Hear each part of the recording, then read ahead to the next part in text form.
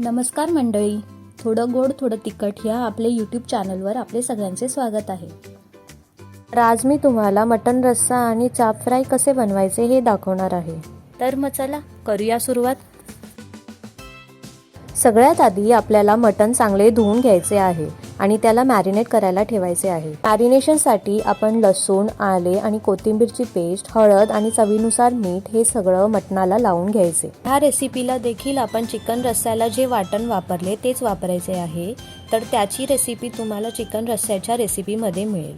मटण बनवण्यासाठी आता कुकरमध्ये थोडंसं तेल घालू आणि तेल गरम झाल्यावर त्यात चिरलेला कांदा घालू। कांदा 2 मिनिटं परतून घेऊ। त्यात भाजलेले तीळ आणि खसखसची पावडर घालू।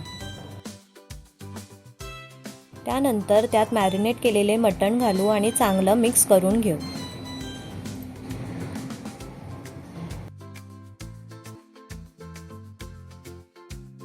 आता त्यात थोडंसं गरम पाणी घालू आणि कुकर बंद करून 2 शिट्या घेऊ। कुकर थंड झाल्यावर शिजलेल्या मटणातले चाप एका प्लेटमध्ये काढून घेऊ आणि उरलेलं मटण एका पातेल्यात काढून घेऊ। रश्श्याला फोडणी देण्यासाठी कुकर गरम करायला ठेवू। त्यात 1 चमचा तेल घालू आणि वरून 1 वाटी बनवलेलं वाटण घालू आणि चांगलं मिक्स करून घेऊ।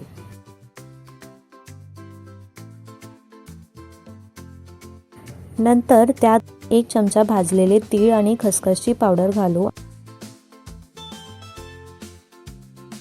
नंतर त्यात घाटी मसाला घालू, रंगासाठी काश्मीरी मिरची पावडर घालू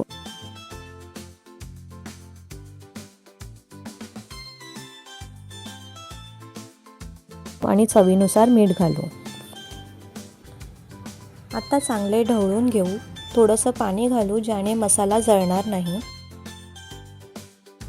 नंतर मटण मसाला किंवा गरम मसाला घालू। नंतर पातेल्यातले मटण घालू आणि मिक्स करू आणि वरून चिरलेली कोथिंबीर घालू आणि किमान 5 मिनिटं उकळी येईपर्यंत शिजवून घेऊ।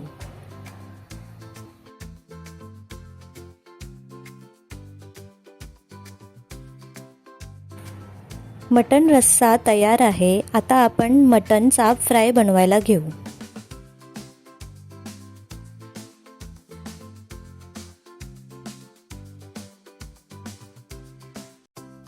शिजलेल्या मटण चापला घाटी मसाला, मटण मसाला, थोडं मीठ आणि थोडंसं वाटण लावून घेऊ।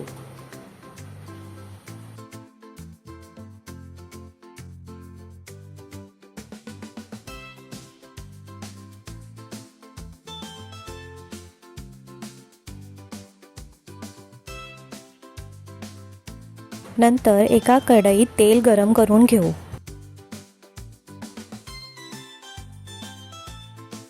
त्यात चाप घालू आणि किमान 5 मिनिटं फ्राय होऊन देऊ।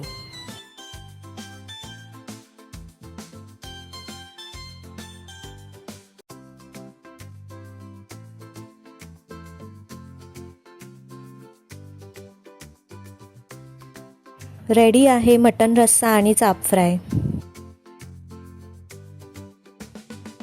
नक्की करून पहा। रेसिपी कशी वाटली ते कमेंट करून सांगा। रेसिपी आवडली असेल तर लाईक करा। चॅनलवर नवीन असाल तर सबस्क्राईब करायला विसरू नका। चला मग भेटू पुढील रेसिपी सोबत।